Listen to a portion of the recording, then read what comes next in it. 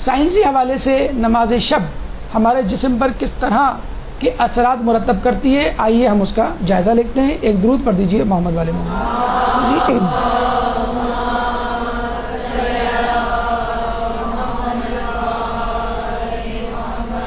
ہم سے کہا گیا تھا کہ آج کی تاریخ کی مناسبت سے آپ کیا بولیں گے، کتنا بولیں گے. ہم نے ماشاءاللہ کسی حد تک اپنا حق ادا کر دیا.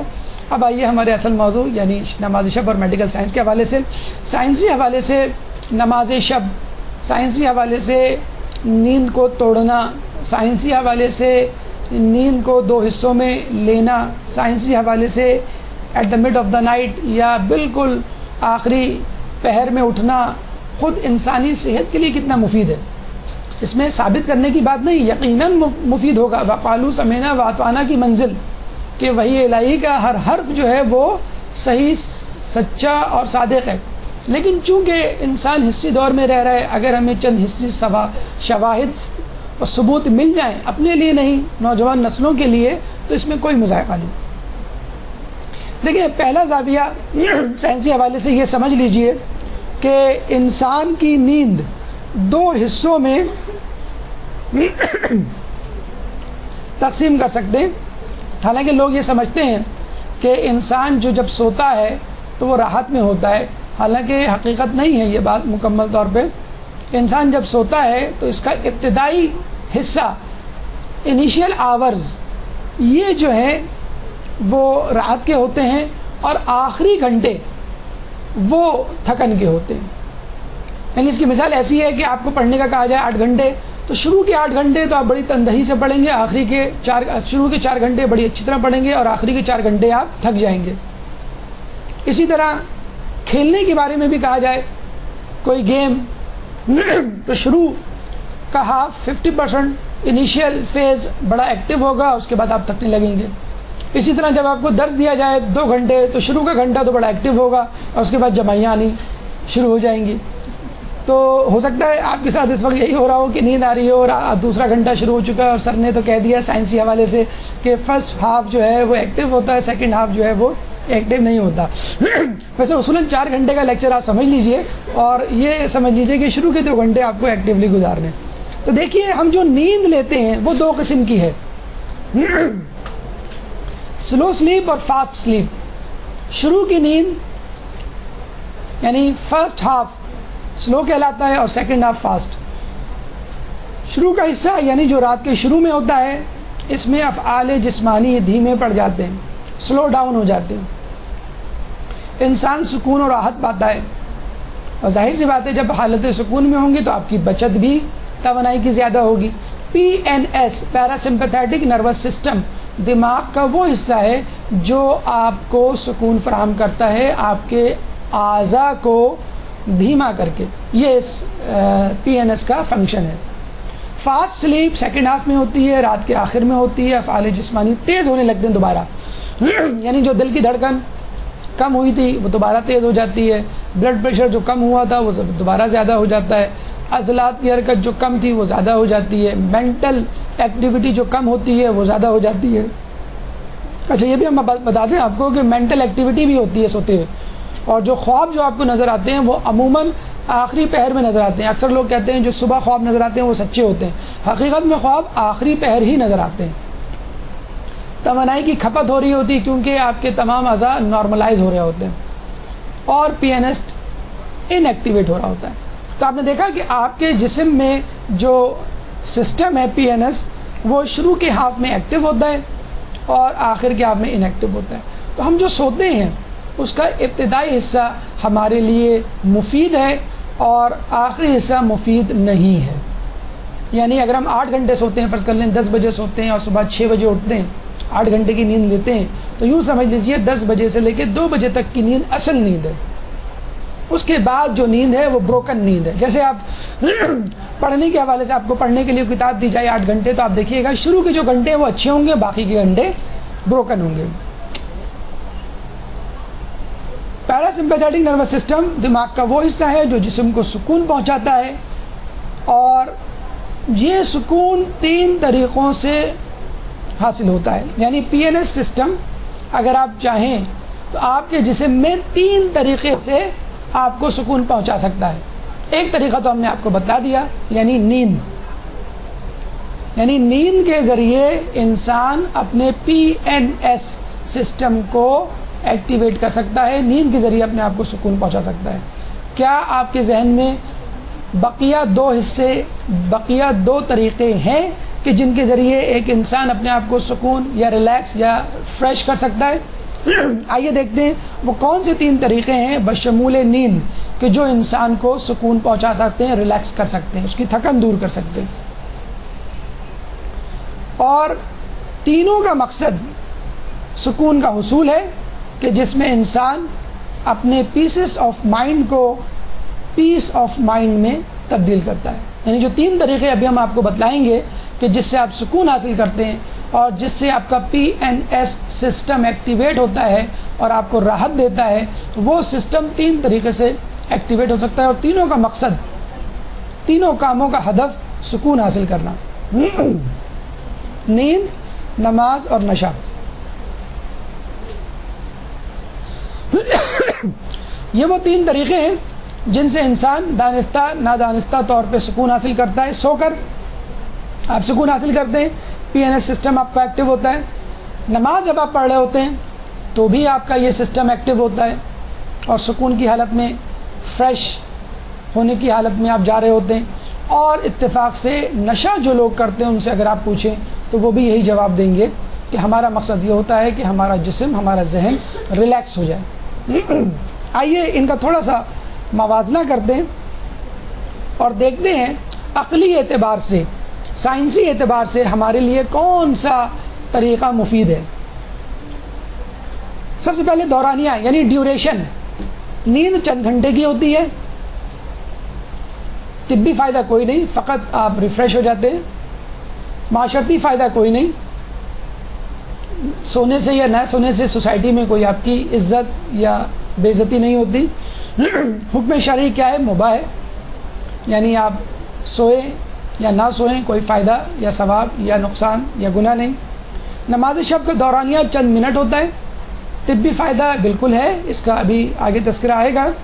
معاشرتی فوائد بالکل ہیں، انسان آرگنائز منظم ہو جاتا ہے، جلدی اٹھنے کی عادت ہوتی ہے، فریش آکسیجن، فریش فضا، دفتر، گھر، اسکول جلدی پہنچتا ہے، اپنے کام جلدی کرتا ہے. حکم شرعی کیا ہے؟ مستحب ہے، کریں گے تو ثواب ملے گا، نہیں کریں گے تو کوئی گناہ نہیں. نشہ دورانیہ دن اور رات آدمی اس لت میں مبتلا رہتا ہے اور بے ہوشی کی نزا کی کیفیت رہتی ہے. طبی فائدہ منفی، کوئی فائدہ نہیں بلکہ الٹا نقصان ہوتا ہے. طرح طرح کی بیماریاں آپ کو لگ سکتی ہیں. پہلی بیماری جو لگ سکتی ہے وہ ہیپاٹائٹس ہے، ایڈز ہے اور انفیکشس ڈیزیزز ہیں جو نیڈل کے ذریعے ٹرانسفر ہوتی ہیں. انگلینڈ میں باقاعدہ نشہ کرنے والوں کو نیڈلز تقسیم کی جاتی ہیں فری، کہ کم از کم آپ نیڈل سے ٹرانسفر ہونے والی ڈیزیز سے تو بچیں. حکم شرعی کیا ہے؟ حرام ہے. اب اس ٹیبل کو ذہن میں رکھ کر آپ فیصلہ کیجئے سکون کے لیے آپ کس طریقے کو اپنائیں گے: نیند کو، نماز شب کو، نشے کو. نماز شب کو، پھر نیند کو، پھر نشے کو. یقین کیجئے ہمارا تھیوریٹیکلی یہ بلیو ہے کہ اگر انسان نماز کو نماز کی طرح پڑھ لے تو اس کو سونے کی نوبت ہی نہ آئے.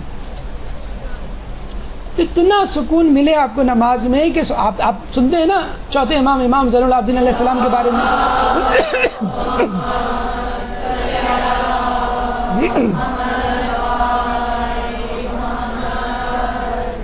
کہ 500 نمازیں 500 خرمے کے درخت کے نیچے کیسے سوتے کب تھے. کنیز نے کہا تھا نا کہ رات میں بستر نہیں لگایا اور دن میں دستر نہیں لگایا، تو سوئے بغیر کیسے جی لیتے تھے. یقین کیجئے آپ آج سے پریکٹس کیجئے، نیند اگر غائب نہ ہو کم از کم ضرور ہو جائے گی آپ کی. اس طرح نماز پڑھیے جس طرح حق ہے، ٹینشن میں نہیں، پسینے میں شرابور ہو کے نہیں.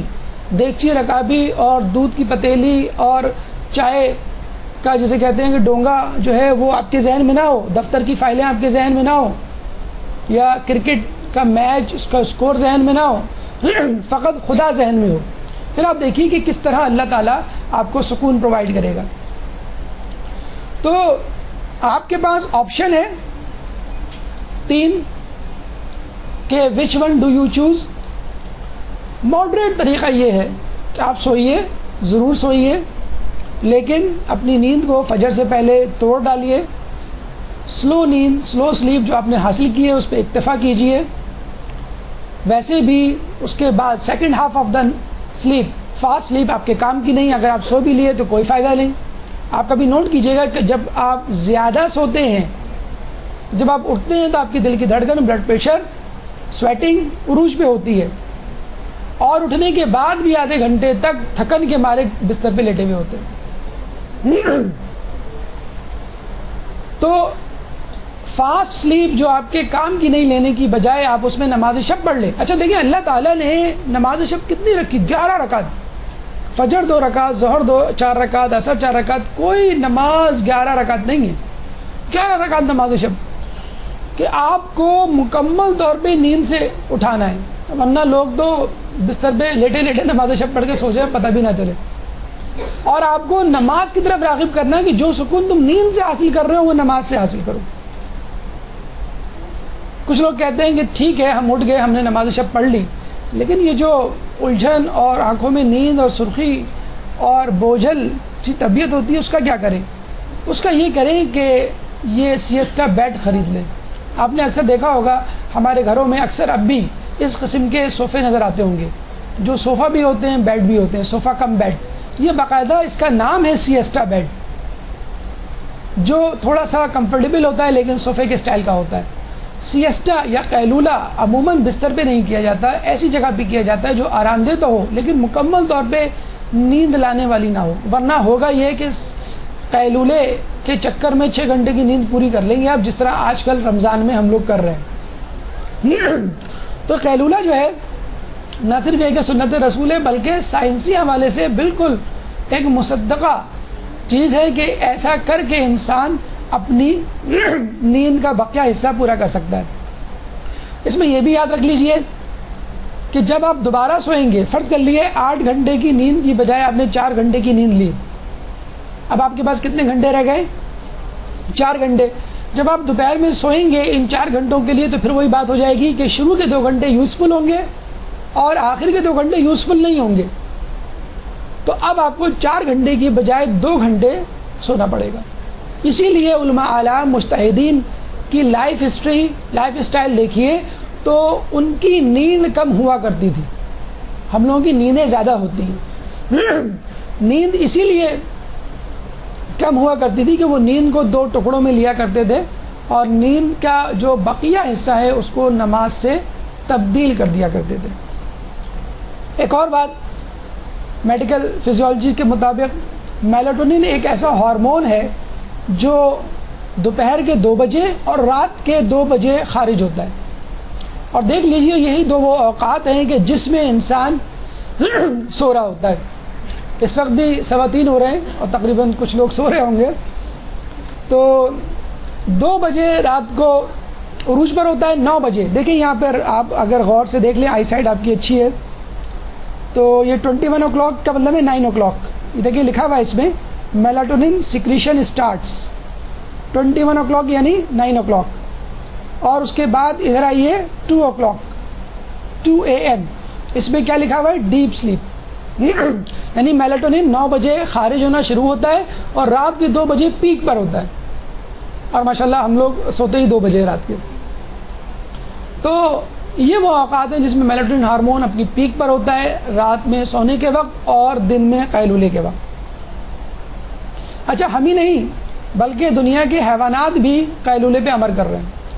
ریڈر ڈائجسٹ میں باقاعدہ ایک ریسرچ چھپی کہ جنگل کے جانور 1 سے 3 بجے کے دوران قیلولہ کرتے ہیں.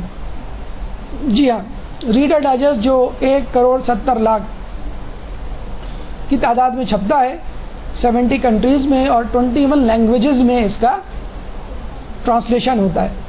اس کے مطابق جب سائنسدانوں نے ریسرچ کی اور جنگل میں جا کر معلوم کیا تو پتہ چلا 1 سے 3 بجے کا وقت جنگل کے جانوروں کے سونے کا وقت ہے. ایک صلوات پڑھے محمد والے محمد.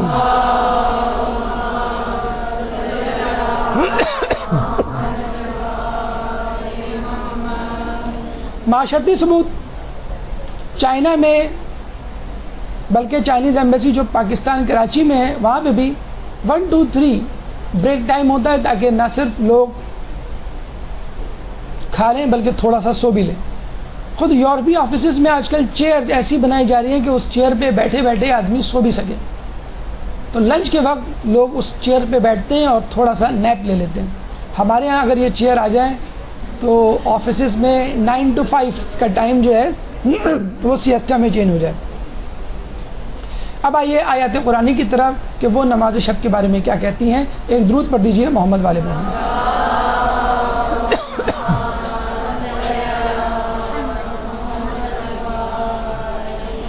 سورہ بنی اسرائیل آیت نمبر 79 میں اللہ تعالیٰ فرماتا ہے وَمِنَ اللَّيْلِ فَتَهَجَّدْ بِهِ نَافِلَةً لَكَ عَسَىٰ أَن يَبْعَثَكَ رَبُّكَ مَقَامًا مَحْمُودًا.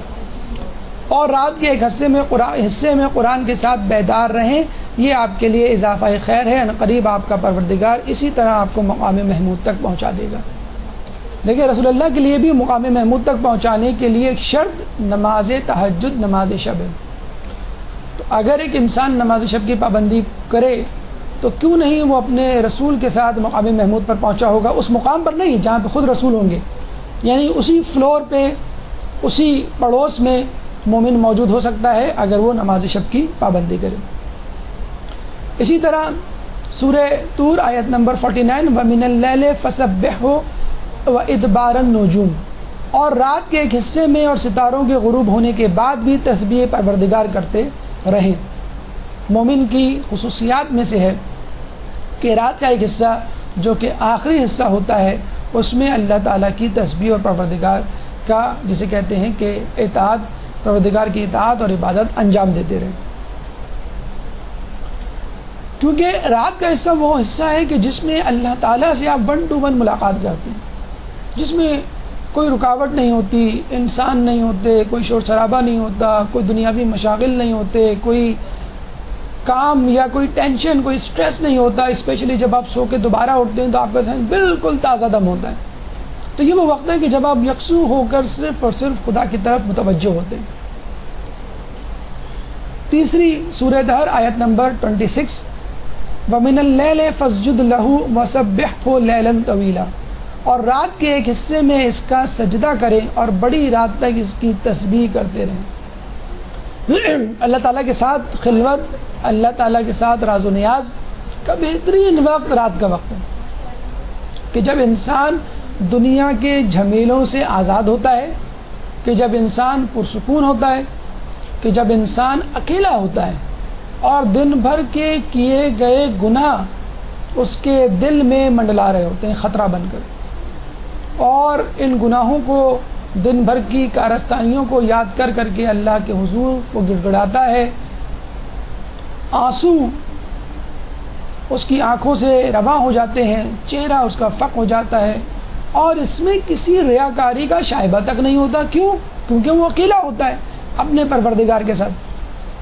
اسی طرح چوتھی آیت سورہ مزمل آیت نمبر 6 اِنَّا نَاشِئَةَ اللَّيْلِ هِيَ أَشَدُّ وَطْئًا وَأَقْوَمُ قِيلًا. بے شک رات کا اٹھنا نفس کی پامالی کے لیے بہترین ذریعہ اور ذکر کا بہترین وقت ہے. دیکھیں رمضان کیا ہے؟ تزکیہ نفس. رمضان کیا ہے؟ اپنے آپ کو حرام تو چھوڑ حلال کاموں سے بھی, حلال امور سے بھی روک لینا. تو بس ایک انسان کھا رہا ہو, کہہ دیا جائے رک جاؤ فجر کا وقت ہو گیا ہے. ایک انسان بھوک میں ہو اور اس کو کہا جائے کہ نہیں تم نہیں کھا سکتے. ایک انسان کو نیند آ رہی ہے اس کو اٹھا کے بٹھا دیا جائے. تو یہ کیا ہے؟ نفس کے خلاف چلنا. نفس کہہ رہا ہے کہ سو, خدا کہہ رہا ہے کہ نہیں سو. نفس کہہ رہا ہے کہ کھاؤ, خدا کہہ رہا ہے کہ نہیں کھاؤ. تو جب آدمی نماز شب کے لیے اٹھتا ہے تو وہ اپنے نفس پہ ظلم کرتا ہے, اپنے نفس کو کنٹرول کرتا ہے, اپنی نفس کی غلامی سے آزادی کا اعلان کرتا ہے اور خدا کی غلامی میں داخل ہوتا ہے. خدا کی غلامی اور نفس کی غلامی دو متضاد شے ہیں. جب بھی آپ خدا کی غلامی کر دیں گے یقین کیجئے نفس کی غلامی کا طوق اپنے گلے سے اٹھا کے پھینک رہے ہوں گے. رمضان جو کہ تزکیہ نفس کا بہترین وقت ہے, ہم سمجھتے ہیں نماز شب تزکیہ نفس کی چوٹی ہے. پانچویں آیت سورہ آل عمران آیت نمبر 17 الصابرین والصادقین والقانتین والمنفقین والمستغفرین بالاسحار. نیک لوگوں کی، ان لوگوں کی جن کو اللہ تعالیٰ نے خوشخبری دی ہے قیامت کی، جنت کی، ان کے فیچرز، ان کے خصائص، ان کی کوالٹیز اللہ تعالیٰ بیان کر رہا ہے کہ یہ سب صبر کرنے والے، سچ بولنے والے، اطاعت کرنے والے، راہ خدا میں خرچ کرنے والے اور پچھلی رات استغفار کرنے والے ہیں۔ اچھا، یہاں پہ جو لفظ ہے بالاسحار کا مطلب سحر نہیں، ہمارے ہاں سحر تو 8-9 بجے ہوتی ہے، صبح کے وقت اٹھ کے آپ نماز شب نہیں پڑھ سکتے، فجر نہیں پڑھ سکتے۔ علماء اعلام فرماتے ہیں کہ سحر کا مطلب ہوتا ہے کہ نماز فجر سے 2 گھنٹے پہلے کا وقت۔ خود امام خمینی اور دیگر علماء کی آپ سوانح حیات پڑھیں تو آپ کو پتہ چلے گا کہ نماز فجر سے پہلے بیدار ہوا کرتے تھے، وہ بھی 1 گھنٹہ 2 گھنٹہ پہلے، 5 منٹ 10 منٹ پہلے نہیں۔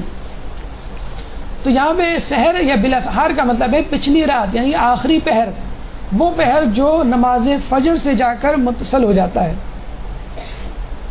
6 آیت سورہ زاریات کی 15ویں، 16ویں، 17ویں اور 18ویں آیت۔ ان المتقین فی جنات وعیون، بے شک متقی افراد باغات اور چشموں کے درمیان ہوں گے۔ آخذین ما آتاتہم ربہم انہم کانوا قبل ذلک محسنین، جو کچھ ان کا پروردگار عطا کرنے والا ہے اسے وصول کر رہے ہوں گے۔ کانوا قلیلا من اللیل ما یہجعون، اور یہ لوگ پہلے سے نیک کردار تھے اور یہ رات کے وقت میں بہت کم سوتے تھے۔ وبالاسحار ہم یستغفرون، اور سحر کے وقت اللہ کی بارگاہ میں استغفار کیا کرتے تھے۔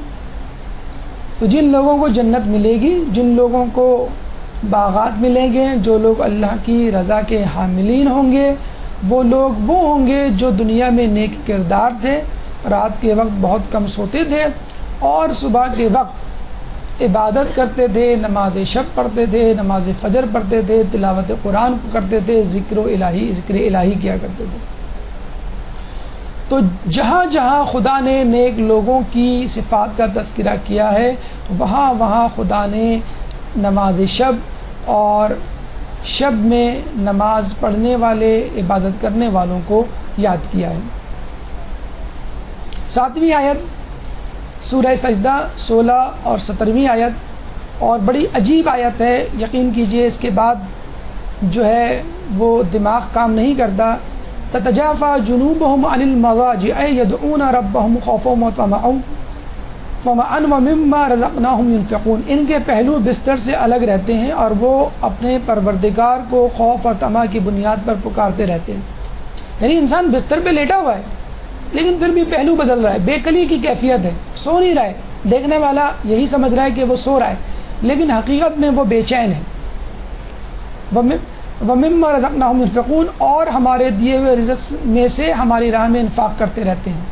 اور اس کے بعد بڑا عجیب جملہ اللہ فرماتا ہے، فَلَا تَعْلَمُ نَفْسٌ مَا أُخْفِيَ لَهُمْ، کسی نفس کو نہیں معلوم، بس کسی نفس کو نہیں معلوم ہے کہ اس کے لیے کیا کیا خنکیے چشم کا سامان چھپا رکھا ہے۔ خنکی چشم یعنی آنکھوں کی ٹھنڈک، جس کو دیکھ کر انسان کی آنکھیں خیرہ ہو جائیں گی، انسان کی آنکھوں کو ٹھنڈک ملے گی، سکون ملے گا، جو ان کے اعمال کی جزا ہے۔ یقیناً کچھ باتیں تو اللہ تعالیٰ نے بیان کر دی ہیں، کچھ جزائیں بتا دی ہیں۔ اچھا، روزے کے لیے بھی کہا گیا ہے کہ روزہ فقط میرے لیے، میں ہی اس کی جزا دوں گا۔ کیا دوں گا؟ تفصیل نہیں بتائی، کچھ باتیں بتلا دیں، کچھ باتیں نہیں بتلائیں۔ اور سورہ سجدہ میں یہ کہہ دیا کہ تمہیں تو وہ کچھ معلوم ہی نہیں ہے جو کچھ میں دینے والا ہوں اس نماز شب کو پڑھنے کے لیے۔ اور چیزوں کے انعامات کی تفصیل تو دے دی ہے، نماز شب کے بارے میں کہا کہ ہم نہیں بتا سکتے کیونکہ تمہارے اذہان اس قابل نہیں کہ وہ ان باتوں کو جذب کر سکے، اور ہو سکتا ہے وہ باتیں تمہاری سمجھ ہی میں نہ آئیں۔ جس طرح ایک چھوٹا سا بچہ ہے، اس کو بتا دیا جائے جو گھر سے کبھی باہر نہ نکلا ہو، 6 مہینے کا، 1 سال کا، کہ باہر گاڑیاں چل رہی ہیں، باہر ایروپلینز ہیں، باہر باغات ہیں، تو وہ تو اپنے جھولے سے باہر نہیں نکلا، اس کو کیا معلوم؟ وہ اپنی ماں کی گود سے باہر نہیں نکلا، اس کو کیا معلوم؟ یا ماں کے پیٹ میں ایک بچے کو بتا دی جائے کہ جب تم باہر جاؤ گے تو خود سے سانس لو گے، باہر جاؤ گے تو خود سے کھاؤ گے، باہر جاؤ گے تو تم چلو پھرو گے۔ تو دنیا میں رہنے والے کسی شخص کو کہا جائے کہ تم جنت میں جاؤ گے تو تم اڑو گے، تو وہ ہنسے گا، میں کیسے اڑ سکتا ہوں؟ تو جنت کی زندگی اکثر مختلف زندگی، اس طرح ماں کے پیٹ میں ایک بچہ ادراک نہیں کر سکتا کہ دنیا میں جا کر میں کیا کچھ نعمتیں حاصل کر سکتا ہوں، کن کن چیزوں سے لطف اندوز ہو سکتا ہوں۔ اسی طرح دنیا میں رہنے والا شخص ادراک نہیں کر سکتا اور کچھ چیزوں کے لیے، کچھ اعمال کے لیے تو بالکل ہی نہیں کر سکتا، اور ان میں ایک نماز شب بھی ہے۔ اب آئیے آیات کے بعد روایت معصومین کی طرف کہ وہ نماز شب کے حوالے سے کن فضائل کا تذکرہ کرتی ہیں۔ ایک درود پڑھ دیجیے محمد والے محمد۔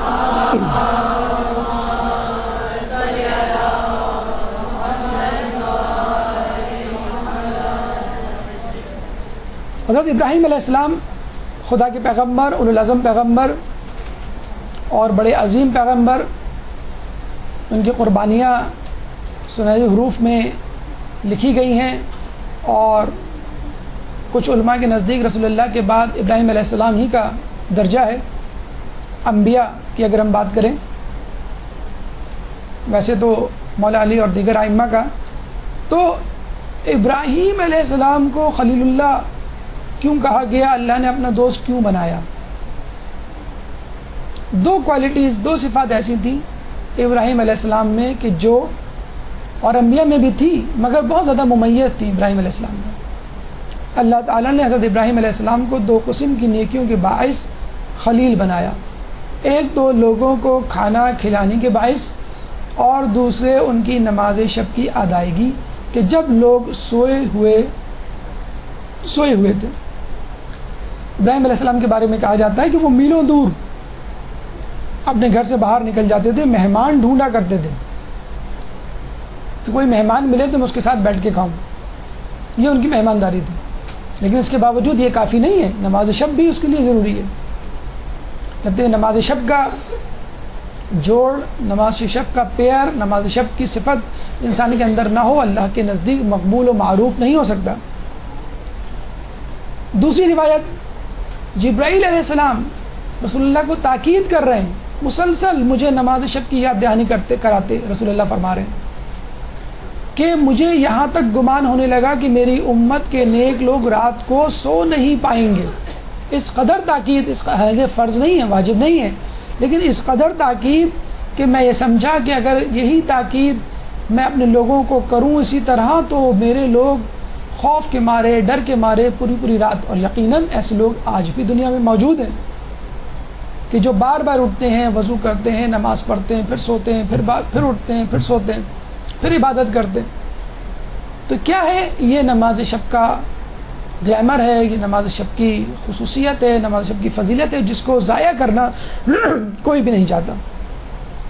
تو حقیقت میں رسول کے امت کے نیک لوگ نماز شب کی وجہ سے سو بھی نہیں پاتے۔ جس طرح آپ دیکھتے ہوں گے آپ کے کوئی عزیز رشتہ دار باہر سے آ رہے ہوں رات کو 4 بجے ایئرپورٹ پر، تو خوشی میں، ایکسائٹمنٹ میں آپ کو پوری رات نیند نہیں آتی۔ عید کو دیکھ لیجئے، چاند رات کتنے لوگ ہیں جو سو پاتے ہیں ٹھیک سے؟ ایک ایکسائٹمنٹ ہوتی ہے صبح کی، عید کی، رات بھر نیند نہیں آتی۔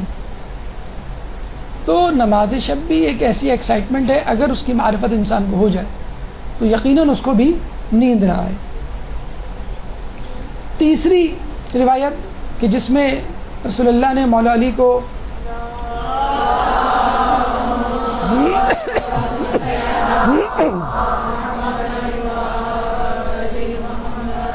نصیحت فرمائی کہ علی مومن کو 3 مواقع پر خوشی ہوتی ہے، بھائیوں یعنی دوستوں سے ملاقات کے وقت، روزے کے افطار کے وقت، آخری شب میں نماز شب کے وقت۔ آپ نے ویسے تو یہ حدیث سنی ہوگی کہ مومن کو 2 اوقات خوشی ہوتی ہے، افطار کے وقت، ملاقات پروردگار کے وقت۔ لیکن ایک اور روایت ملاقات پروردگار کو ملاقات مومن سے بدل دیا۔ کتنا اعزاز دیا گیا ہے، کتنی جسے کہتے ہیں قدر و منزلت دی گئی ہے کہ اللہ تعالیٰ نے اپنی ملاقات کو ہٹا کر ایک مومن کی ملاقات کو رکھ دیا کہ اگر تم مومن سے ملاقات کرو گے تب بھی ان 3 اہم خوشیوں میں سے ایک ہوگی کہ جو میں نے مومن کے لیے رکھی ہے، بھائیوں سے، دوستوں سے ملاقات کے وقت، روزے کے افطار کے وقت، اور آخری شب میں نماز شب کے وقت۔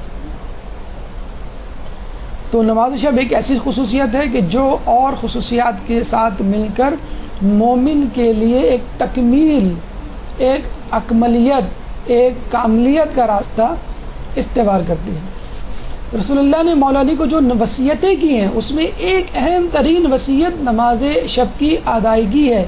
نماز شب کی ادائیگی لازمی ہے، اور ایسا رسول اللہ نے 4 مرتبہ فرمایا۔ کون فرما رہا ہے؟ کائنات کا افضل ترین شخص کس کو فرما رہا ہے؟ کائنات کے دوسرے افضل ترین شخص کو 4 مرتبہ فرما رہے ہیں. نعوذ باللہ، کیا حضرت علی نے رسول اللہ کی کسی بات کو بجا لانے میں کسی حکم کو کوتاہی کی؟ کبھی نہیں.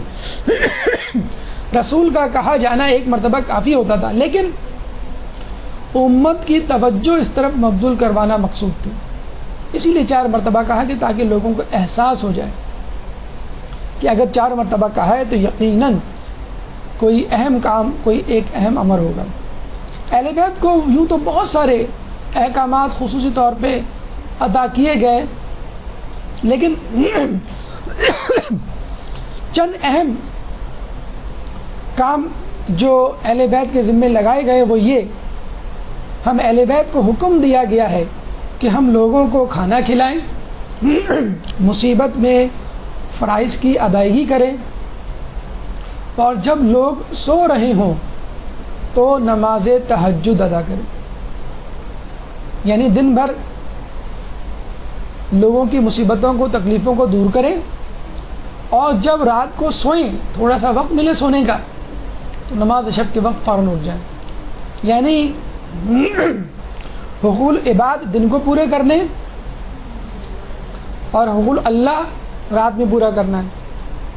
یہ نہیں کہ حقوق عباد آپ نے پورے کر لیے تو رات میں مزے سے سو جائیں گھوڑے بیچ کے. نہیں، رات میں اللہ کے حقوق بھی پورے کرنے، تاکہ یہ اندازہ ہو سکے کہ آپ نے جو حقوق عباد پورے کیے ہیں وہ اللہ کی رضا کے لیے کیا ہیں، اپنے تعلقات بنانے کے لیے نہیں کیے، اپنی انا کی تسکین کے لیے نہیں کیے. مولا علی نے جب جنگ صفین میں مسلح بچھایا یا سورج کی طرف دیکھا نماز کے وقت تو ابن عباس نے یہی تو کہا تھا کہ اب حالت جنگ میں نماز پڑھنے کی فکر میں ہے. تو مولا نے کہا میں ایسی نماز کے لیے تو جنگ کر رہا ہوں. تو جب ہم حقوق عباد دنیا میں دن میں پورے کر رہے ہوتے ہیں تو اس کا مقصد اللہ کو خوش کرنا ہے. کیسے پتہ چلے گا کہ اس کا مقصد اللہ کو خوش کرنا ہے؟ کہ جب آپ اپنی نماز کی طرف متوجہ ہوں گے. کیسے پتہ چلے گا کہ آپ اپنی نماز کی طرف متوجہ ہیں؟ جب آپ نماز شب کی فکر کریں گے، اس کی ادائیگی میں کوئی دقیقہ فروگزاشت نہیں کریں گے. چھٹی روایت مومن کے فضائل بیان کرتے ہوئے روایت میں ہے کہ مومن کا شرف اس کے نماز شب کی ادائیگی ادا کرنے میں، اور مومن کی عزت لوگوں کی عزت و ناموس سے بے نیازی میں ہے. جب دن میں لوگوں کے ساتھ ہو تو لوگوں کے پاس جو کچھ موجود ہے اس سے بے نیاز ہو جائے، آپ دیکھیں گے کہ آپ کی عزت میں اضافہ ہو جائے گا. خود مولا علی کی ایک روایت میں ملتا ہے کہ اگر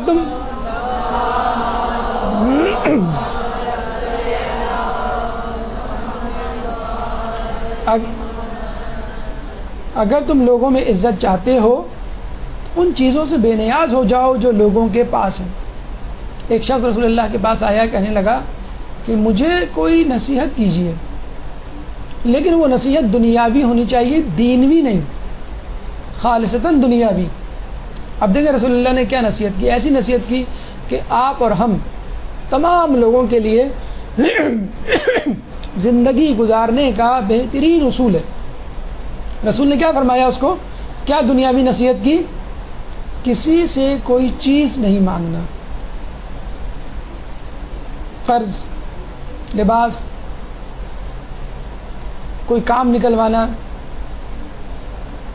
کوئی چیز استعمال کی مانگ لینا.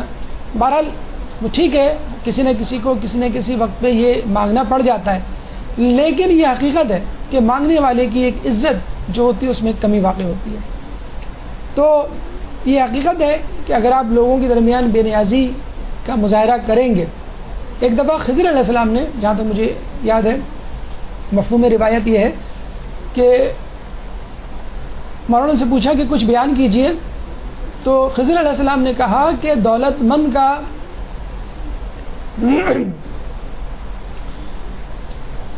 کسر نفسی کا مظاہرہ کرتے ہوئے غریب کو کچھ دینا. یعنی امیر شخص، دولت مند شخص تکبر میں مبتلا نہیں ہے، انکساری کا مظاہرہ کر رہا ہے. مولانا نے فرمایا اس سے بھی بہتر یہ ہے کہ غریب شخص اس امیر شخص سے بے نیازی کا مظاہرہ کرے. یہ بڑی افضل بات ہے, بڑی اچھی بات ہے کہ ایک امیر شخص دولت کے ہوتے ہوئے گھمنڈ نہ کرے بلکہ کثر نفسی کا مظاہرہ کرے. لیکن اس سے بھی بہتر صورتحال یہ ہے کہ ایک غریب شخص امیر شخص سے بے نیازی کا مظاہرہ کرے. تو لوگوں سے بے نیاز ہو جائیے, کیوں کہ آپ اللہ کے بندے ہیں, اور یہ اسی وقت ممکن ہے جب آپ نماز شب کی پابندی کریں. بہت ساری چیزیں ہمارے لیے, ہماری زندگی کے لیے زینت ہیں. مال اور اولاد کسے نہیں پسند؟ کہا گیا کہ مال اور اولاد دنیاوی زندگی کی زینت ہیں, اور بندہ رات کے آخری حصے میں جو 8 رکعت نماز ادا کرتا ہے وہ آخرت کی زینت ہے.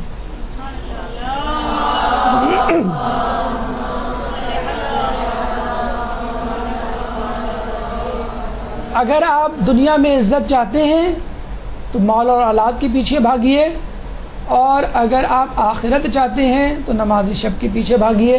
اور آپ کو معلوم ہے اللہ کے پیچھے بھاگنا, اللہ کی اطاعت اختیار کرنا ایسا ہی ہے کہ آپ دنیا اور آخرت دونوں کے مالک بن جائیں.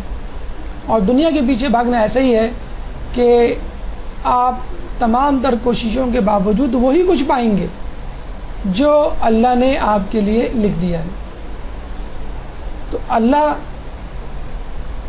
کی عطا نہ صرف آخرت کے لیے بلکہ دنیا کے لیے بھی ہے, اور دنیا کی عطا فقط دنیا کے لیے ہے اور فانی ہے.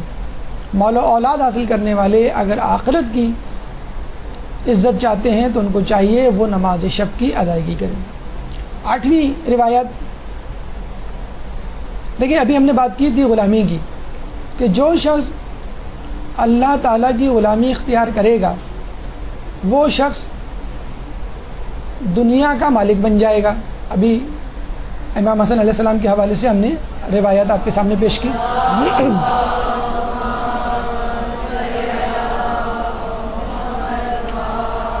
لیکن دیکھیے کہ جس کثر نفسی کا, انکساری کا, حلم کا مظاہرہ ہمیں کرنا چاہیے, نعوذ باللہ اس کا مظاہرہ اللہ کہہ رہا ہے. اللہ اپنے لگ رہا ہے, اگر گستاخی نہ ہو اس کے حضور, لگ رہا ہے وہ اپنے اسٹیٹس سے نیچے آ رہا ہے. میں خالق ہوں لیکن پھر بھی تیرے آگے دوستی کا ہاتھ بڑھا رہا ہوں. میں خالق ہوں, تجھے دوست بنانے کی آفر کر رہا ہوں. حالانکہ خالق ہونے کے ناطے مجھے آقا ہونا چاہیے, تجھے میرا بندہ ہونا چاہیے. ابھی ہم نے بات کی. لیکن اللہ تعالیٰ اس آقے اور بندہ کے ریلیشن شپ کو بھی توڑنا چاہتا ہے, اور کہتا ہے کہ میں تمہیں تو اپنا دوست بنانا چاہتا ہوں. اللہ تعالیٰ دوست رکھتا ہے اس شخص کو جو راتوں کو نماز پڑھتا ہے اور جاگتا رہتا ہے. کتنی بڑی بات ہے. کوئی پریزیڈنٹ, کوئی بادشاہ, کوئی ایم این اے, کوئی ایم پی اے, جس کو آپ ایک مرتبہ سلام کر لیں, آپ اس کو جواب دے دیں تو آپ لوگوں کو کہنے لگتے ہیں کہ بھائی وہ ہمارے جاننے والے ہیں, وہ ہمیں جانتے ہیں. خدا تعالیٰ خالق کائنات ہے, اس دنیا کا مالک ہے, کرۂ ارض کا, کائنات کا, اور وہ آپ کی طرف دوستی کا ہاتھ بڑھا رہا ہے. آپ کو غلامی کی آفر نہیں, دوستی کی آفر دے رہا ہے. نماز شب جو پڑھتے ہیں, اور یقیناً جو خوشی و خضوع سے پڑھتے ہیں وہ محسوس بھی کرتے ہوں گے. بہار میں روایت ہے کہ ایسے لوگوں کے پیچھے جو نماز شب پڑھتے ہیں فرشتوں کی 9 صفیں ہوتی ہیں, اور ہر صف اتنی طویل ہوتی ہے کہ اس کا ایک سرا مشرق میں تو دوسرا سرا مغرب میں. لیکن کون سا مشرق کون سا مغرب؟ ہمارا والا مشرق مغرب نہیں, جو دنیا کا مشرق مغرب ہے, نارتھ پول سے ساؤتھ پول, پتہ نہیں یہ کون سا مشرق مغرب ہے, کہ جس میں کہا گیا کہ فرشتوں کی کتنی تعداد ہوگی کسی کو نہیں معلوم. اور نماز شب پڑھنے کے بعد اس شخص کو اتنا ثواب ملے گا جتنی تعداد میں فرشتے نماز شب پڑھ رہے تھے ان کے درجات کے برابر. آپ کی اور ہماری نماز شب تو پھر بھی غلطیوں سے بھرپور ہوتی ہے, عدم توجہ سے پر ہوتی ہے, لیکن ایک فرشتہ جب نماز شب پڑھے گا تو یقیناً وہ اللہ کی طرف متوجہ ہوگا مکمل طور پہ. اس کی تو نماز شب قبول ہونا ہی ہونا ہے. تو نماز شب آپ کی بھی قبول ہو جائے گی, اور جو 9 صفیں ہیں اس میں جو فرشتے ہیں لاکھوں کروڑوں, ان کا ثواب بھی آپ کو مل جائے گا. کتنا بڑا اجر ہے.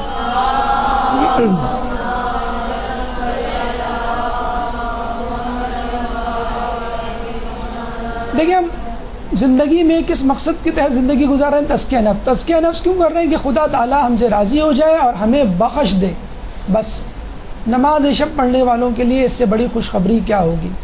اللہ تعالیٰ نماز شب پڑھنے والے کو دیکھ کر اپنے فرشتوں کی طرف متوجہ ہوتا ہے اور کہتا ہے اے فرشتوں میرے بندے کی طرف دیکھو کہ وہ مجھ سے نصف رات کی تاریکی میں خلوت کر رہا ہے جبکہ لوگ بیکار بے پرواہ پڑے سو رہے ہیں اور غافل سو رہے ہیں.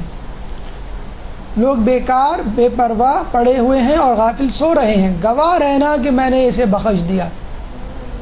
یعنی اگر کبھی کوئی فرشتہ کسی نماز شب کی ادائیگی کرنے والے پابند شخص کو جہنم میں خدا نخواستہ لے جا رہا ہو تو دوسرا فرشتہ اس کو روک سکے. ارے بھائی میں خدا کے سامنے موجود تھا, خدا نے گواہ بنایا تھا مجھے کہ میں نے اس کو بخش دیا ہے, تم اس کو کیوں لے کے جا رہے ہو؟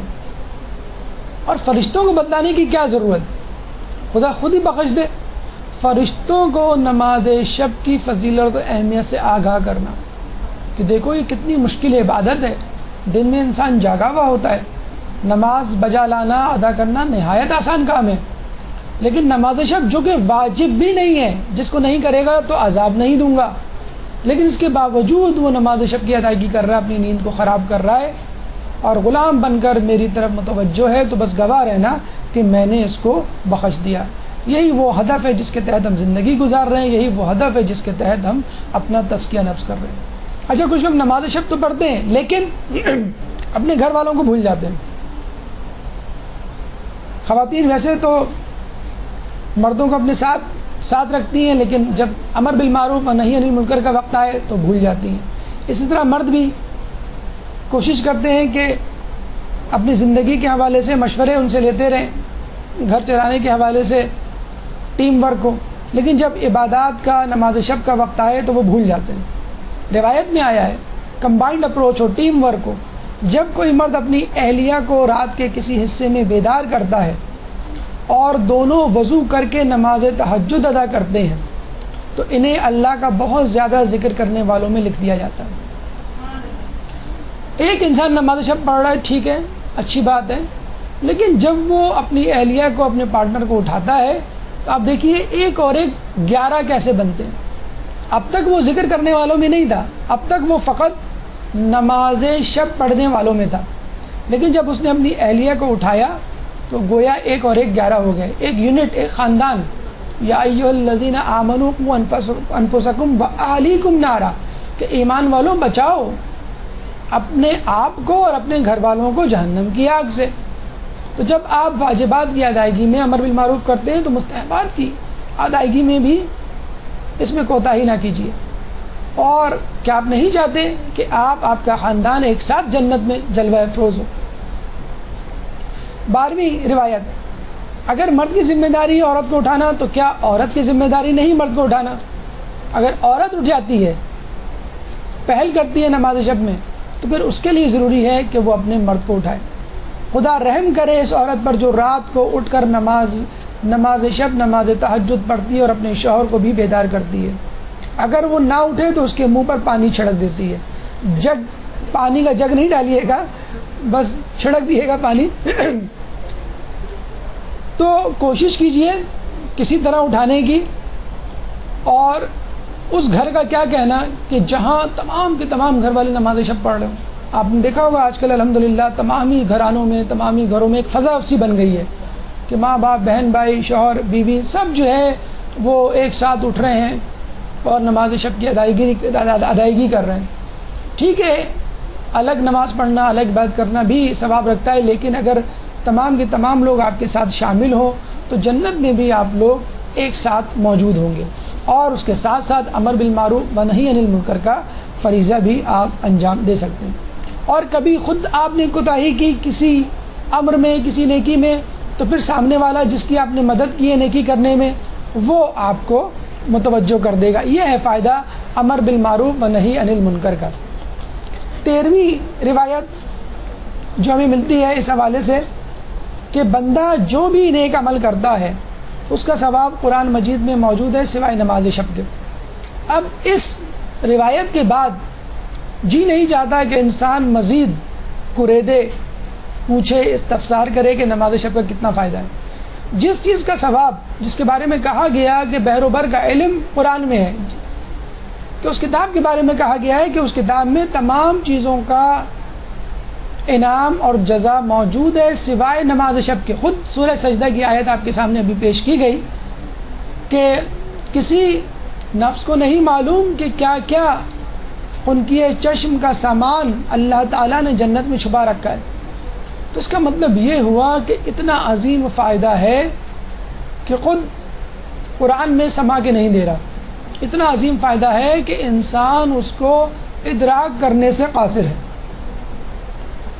14ویں روایت بیماریوں کا دفع. آج کل کے دور میں رہنے والے سائنسی دور میں پڑھنے پلنے بڑھنے والے لوگوں کے لیے جو روزے میں میڈیکل پوائنٹ آف ویو سے فائدہ ڈھونڈتے ہیں، نماز میں میڈیکل پوائنٹ آف ویو سے فائدہ ڈھونڈتے ہیں، ان کے لیے ایک روایت کہ نماز تہجد بدن کو درست رکھتی ہے. اور یہ ٹھیک بھی ہے. دیکھیں جب آپ سوتے ہیں تو آپ کی معدے کی رطوبت زیادہ خارج ہوتی ہے جب آپ فاسٹ سلیپ لیتے ہیں، اور اس صورت میں آپ السر کے مریض بن سکتے ہیں. جب آپ سوتے ہیں زیادہ طویل دورانیے کے لیے تو آپ کا بلڈ پریشر مدھم ہو جاتا ہے، کم ہو جاتا ہے، بلڈ فلو کم ہو جاتا ہے، خون رک سکتا ہے، کلاٹ بن سکتا ہے، اور یہ کلاٹ پیرالسس یا اٹیک میں فالج کے اٹیک میں تبدیل ہو سکتا ہے. خود دل کی دھڑکن جب تیز ہوتی ہے بلڈ پریشر خود بخود ہائی ہو سکتا ہے. ایسا شخص بلڈ پریشر کا مریض بن سکتا ہے. دل کے امراض دل کی دھڑکن کے زیادہ ہونے کے سبب ہو سکتے ہیں. تو زیادہ سونا انسان کو بیماریوں میں مبتلا کر سکتا ہے، اور کم سونا نماز شب کی صورت میں انسان کے جسم کو تندرست رکھ سکتا ہے. اور صرف جسم ہی نہیں، انسان کا چہرہ ایک نورانی صفت سے آراستہ ہو جاتا ہے. روایتوں میں کہ نماز شب چہرے کو سفید کرتی ہے، نماز شب رات کو پاکیزہ بنا دیتی ہے، اور نماز شب روزی میں اضافے کا سبب بنتی ہے. کون ہے ایسا شخص کہ جس کو یہ تمام چیزیں نہیں چاہیے ہوں؟ مردوں کے مسٹر یونیورس کے مقابلے کروائے جائیں تو آغا خامنائی جو ہیں وہ اول ہیں.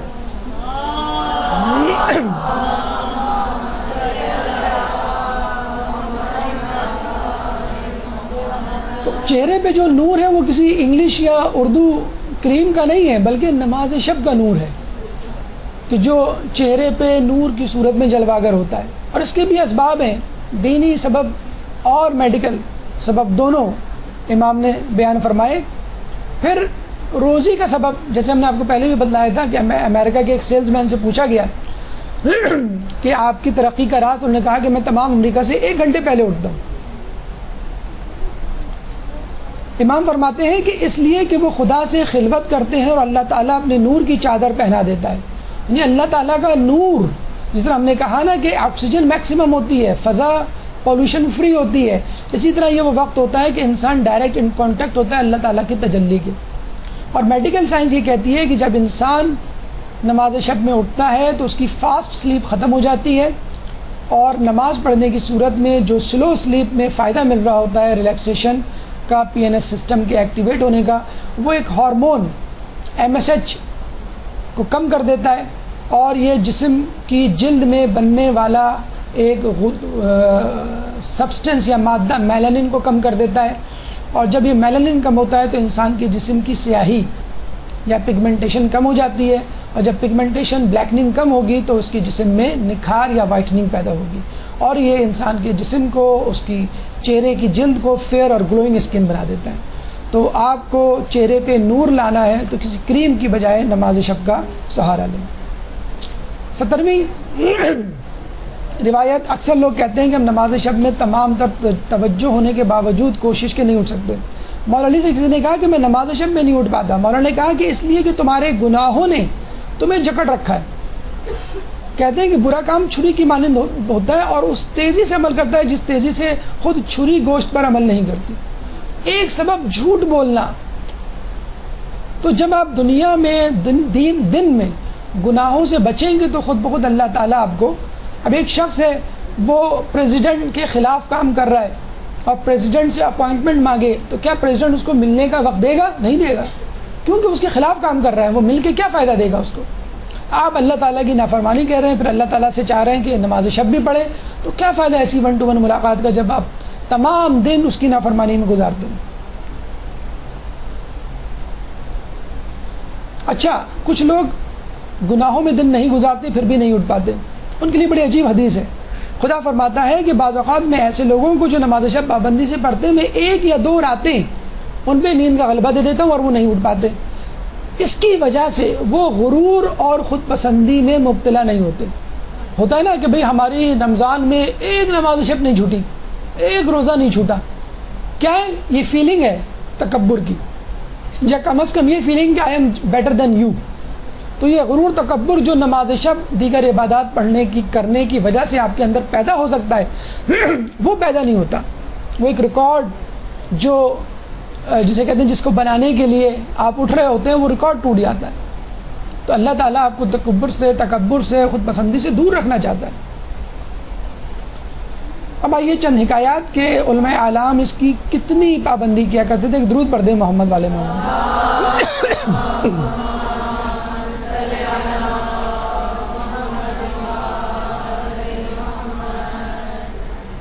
علماء اعلام مجتہدین نماز شب کی اتنی پابندی کیا کرتے تھے کہ نماز سے شب نہ پڑھنے والے سے غصہ ناراض ہو جایا کرتے تھے. آیت اللہ گل پاگائنی نے اپنے بچے کو آنکھ کرنے کی دھمکی دے دی. ہم نہیں کہتے ہیں کہ اگر تم ہوم ورک نہیں کرو گے تو ہم تم سے بات نہیں کریں گے، تم نے ہمارا کہنا نہیں مانا تو ہم تم سے ناراض ہو جائیں گے. آیت اللہ گل پاگائنی کہتے ہیں اگر تم نے نماز شب نہیں پڑھی میں تمہیں آنکھ کر دوں گا. کہاں ہیں وہ باپ، کہاں ہیں وہ مائیں جو اپنے بچوں سے فقط اس بات پر ناراض ہو جائیں کہ اگر وہ تاخیر سے نماز پڑھیں گے تو ہم ناراض ہو جائیں گے، اگر وہ نماز نہیں پڑھیں گے تو ہم ان کے خلاف کارروائی کریں گے. گناہوں پر ناراض ہو جانا، نیکیوں پہ خوش ہونا، یہ ہے اصل تربیت کا نقطہ. آیت اللہ بہجت کے بارے میں کہا جاتا ہے وہ فقط 4 گھنٹے سویا کرتے تھے. اور ہم نے ابھی بتایا کہ اگر آپ اپنی نیند کو اس طرح ایڈجسٹ کریں کہ اس کو بریک اپ کریں، قیلولے میں تبدیل کریں اور فاسٹ سلیپ کی جگہ نماز شب پڑھیں تو خود بخود آپ کی نیند میں کمی ہو جائے گی. اور خود رمضان گزارتے ہوئے آپ نے یہ محسوس کیا ہوگا کہ آپ کی نیند میں جو حقیقی طور پہ رمضان گزار رہے ہیں، ورنہ کچھ لوگوں کی نیند میں تو اضافہ ہو چکا ہے. اب مقدس اردبیلی ماشاءاللہ اتنا بڑا امامہ انہوں نے پہنا ہوا ہے. ان کے بارے میں مشہور ہے کہ جب یہ گھر سے باہر نکلتے تھے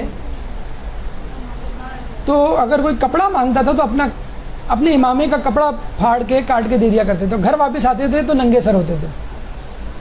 ان کو کسی نے 1000 درہم دیے، بڑی مشکل سے انہوں نے رکھے. صبح حمام گئے نہانے کے لیے کہ نماز شب پڑھنی ہے، تو حمام والے نے کہا کہ ابھی وقت نہیں ہوا، فجر میں کھلے گا حمام. تو انہوں نے کہا کہ ٹھیک ہے تم مجھ سے کچھ پیسے لے لو، دروازہ کھول دو وقت سے پہلے. تو اس نے ہنس کے کہا ٹھیک ہے میں 100 درہم لوں گا. 100 درہم اس زمانے میں بہت تھے. انہوں نے کہا ٹھیک ہے میں تیار ہوں. حمام والا دروازے کے پیچھے یہ سمجھا شاید یہ مذاق کر رہے ہیں. کہا میں 200 درہم لوں گا. انہوں نے کہا ٹھیک ہے میں تیار ہوں. اس نے کہا میں 300 لوں گا، میں 500 لوں گا، پھر 800، 1000 درہم. جب اس نے گئے تو مقدس اردبیلی نے کہا میں اس کے لیے بھی تیار ہوں. تو اس نے ایک دم سے دروازہ کھولا کہ تم کو کیا ہو گیا. اس نے کہا کل ہی مجھے کسی نے 1000 درہم دیے تھے، یہ لو مجھے نہانے دو، مجھے نماز شب پڑھنی ہے. تو ہمیں کوئی شخص ہے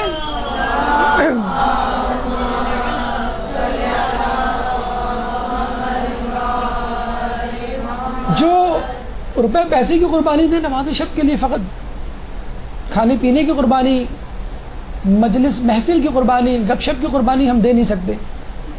کہ صبح نماز میں اٹھنا ہے، نماز شب پڑھنی ہے، محفل جمی ہوئی ہے، ٹی وی پہ کوئی پروگرام آ رہا ہے، شاپنگ کے لیے جانا ہے، ہم کو معلوم ہے کہ ہم تھک جائیں گے، ہم نہیں اٹھیں گے، لیکن قربانی نہیں دینی. تو جب اللہ تعالیٰ کی نافرمانی کرنی ہے تو نماز شب کے لیے بھی آپ کو نہ پڑھنے کے لیے تیار ہو جانا چاہیے. دیکھیے آپ نے اکثر نوٹ کیا ہوگا، آپ کسی بڑے ہاسپٹل یا کمپنی فون کرتے ہیں تو نمبر ڈائل کرتے ہیں اور اس میں اکثر جواب آتا ہے کہ اگر آپ کو مطلوبہ نمبر معلوم ہے تو وہ ڈائل کیجئے، ورنہ آپریٹر کی معاونت کے لیے انتظار کیجئے.